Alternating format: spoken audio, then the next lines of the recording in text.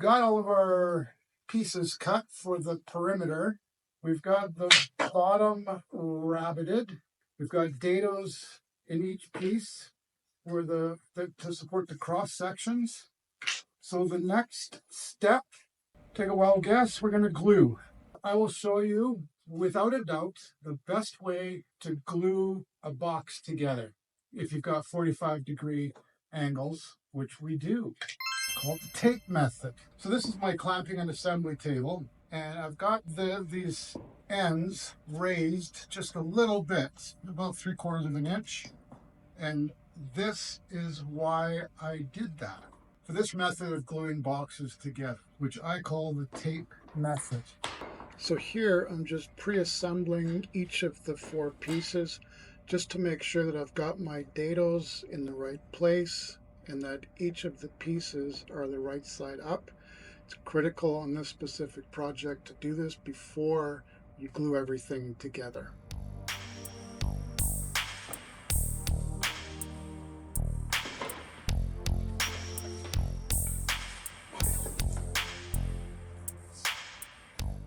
You need to have a straight edge like I've got here, this lip that I've got on the edge. So as long as I make sure that all of the pieces are up against it, then I arrange each piece so that they're just touching. They're just butted up to each other. We need tape. This is by far the best tape that I've found for this purpose.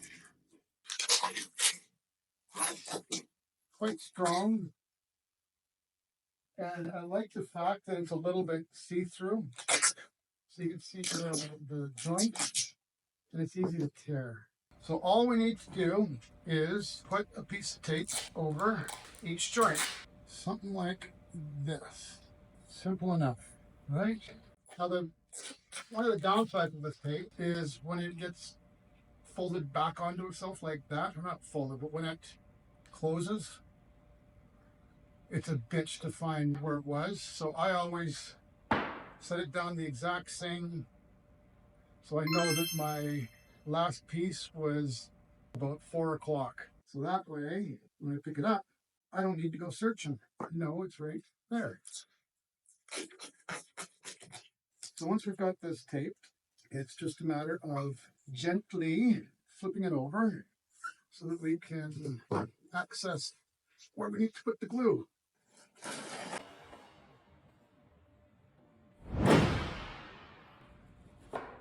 Now it's just a matter of filling these with glue. These are the cheapest glue paintbrushes you're ever gonna buy. Pipe cleaner.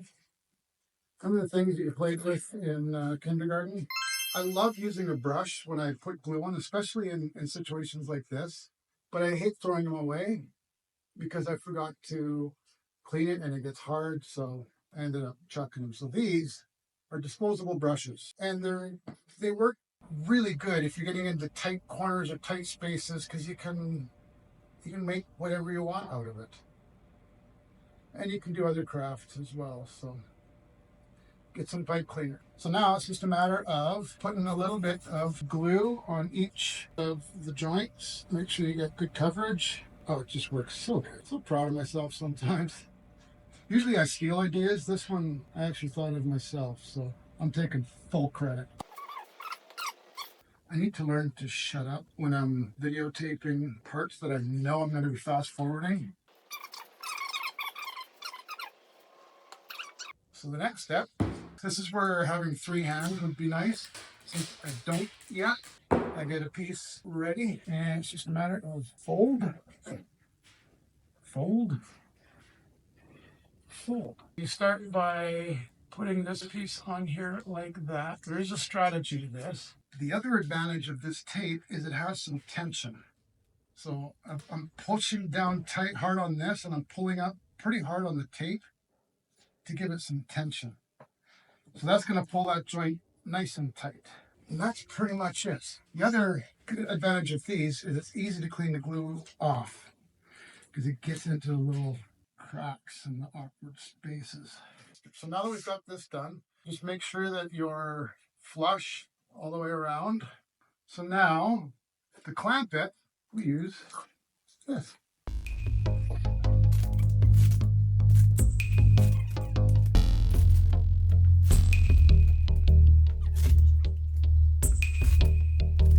There, perfect miters. So we just set this one aside. Let's assemble this one now. Can do the exact same thing.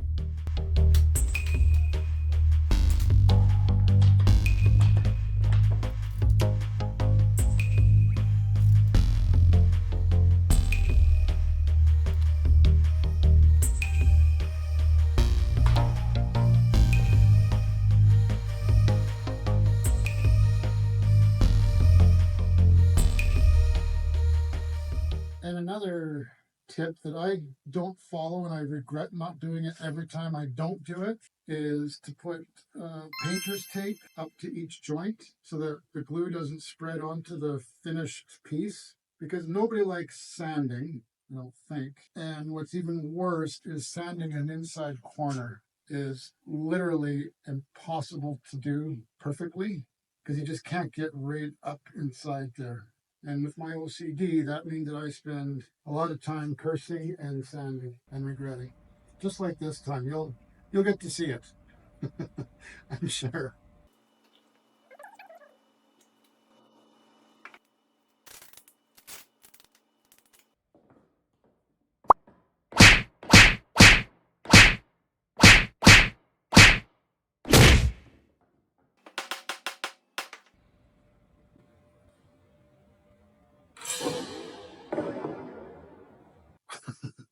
That's what happens if the tape is too tight, though. Bloody hell. Good thing I can edit this out, because that didn't happen. Don't know what you're talking about. Okay, never happened. So next, we are going to cut up the bottoms. 14 3/4. 14 3/4, that's a good thing. I bet this is 14 3/4. By golly, it's 14 3/4. Who'd have thought? So 14 3/4 by 18 7/8. 18 7/8. 18 7/8. 18 7/8. 14 3/4. 18 7/8. Okay, so we got this cut to 14 3/4 wide. I've got my fence up to 18 7/8 long, so I'm going to cut two of them. Check that before we cut the other one. Expect it to be just a touch long and the perfect width. Oh my God, it's perfect width. And it's a touch long. Oh, just a touch. That's going to be a nice fit. It's so perfect. There's nothing like the feeling of putting together a nice, perfectly fit piece of wood into wherever it belongs. Okay, so if I take like the width of a hair off of the length, a big hair, but that's gonna be it. I feel like it.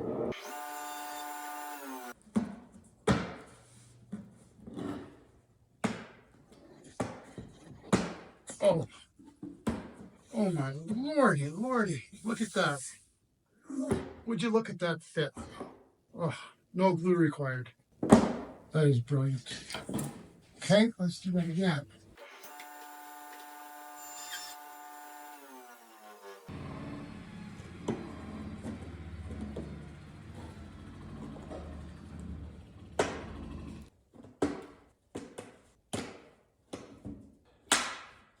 Snap in. The next step is we need to install the dividers. So this one, which is the bottom one, has the one divider going all the way, then shorter one going this way, and then individual ones going this way.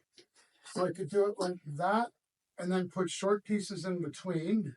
Yeah, that's what we're gonna do. Because these outside ones have the dado in them, it brings the floor up by the thickness of that dado. So we need to cut these down the right width.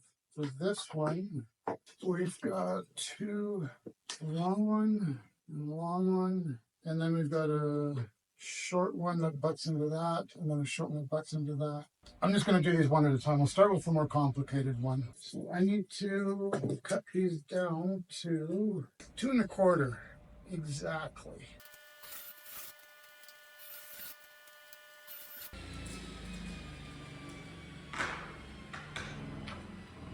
And of course, we keep these because we can't help it, and because you never know, I might get an order for some coffee stir sticks, and I'm half done. Just got to cut them. And this is our little pile of wood that needs to go back to its home when we're done. I'm even going to keep this piece because I can't help it.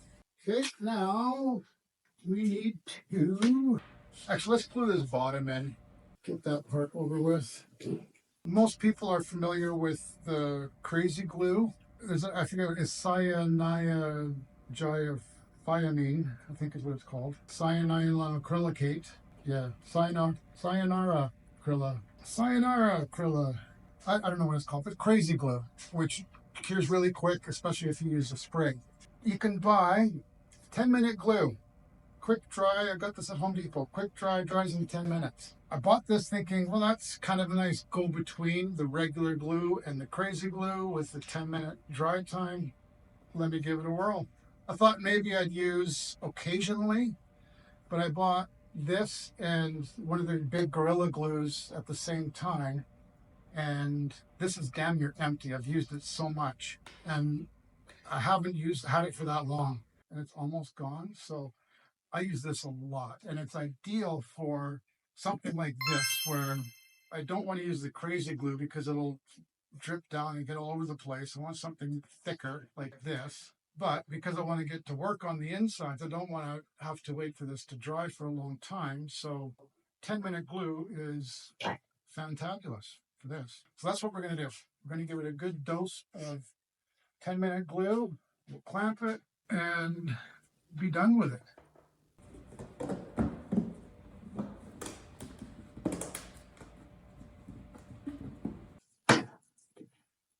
I mentioned how pressed I am, how that fits.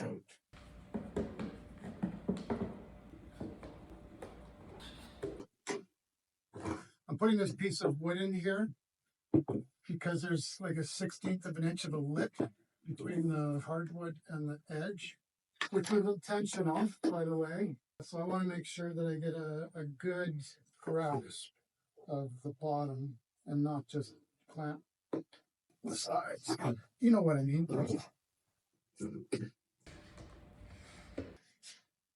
Perfect.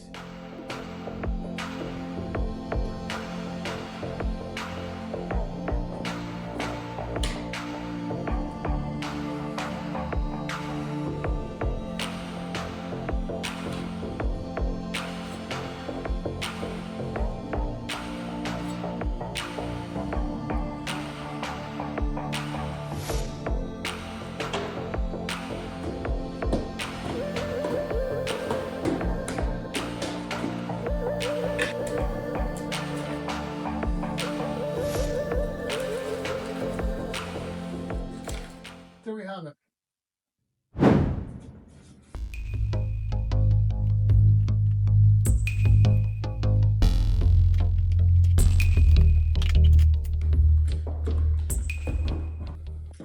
The other advantage of having this strip of wood in to support these clamps is that it provides pressure full way across. Otherwise, especially with this hardboard, I'd have a lot of pressure right here. There wouldn't be much pressure right there. And as it gets closer to the clamp, the pressure would increase. But this spreads it nice and even. For our next trick, we are going to cut the dividers. So I need an exact measurement. 18 and 3/4. 18 and 3/4. 18 and 3. I guess it's good that they're all the same, huh? Okay, I'm now convinced. 18 and 3/4. Okay, so to cut these, I'm going to use my radial arm saw, only because I haven't used it yet.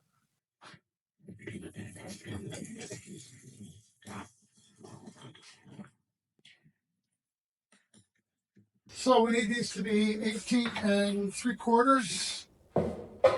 They're all exactly the same, so I'm going to set up stop block. Once I have it figured out, 18 3/4. By golly, it's 18 3/4. Who'd have thought? Okay, let's do that 4 times.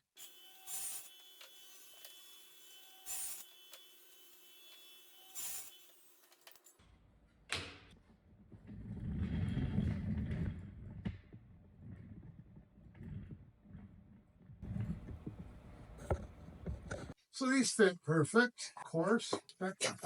Nothing else.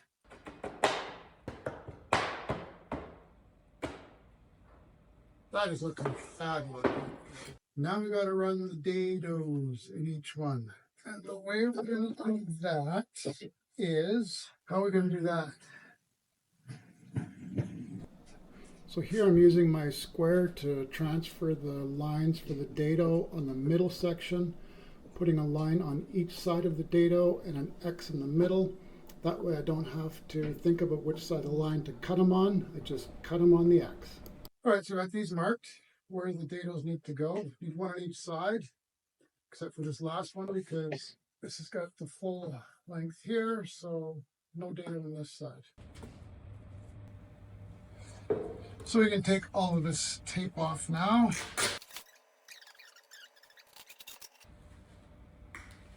Oh, we have 4 perfect miters. I'll show you this cool stuff. They turned out beautifully.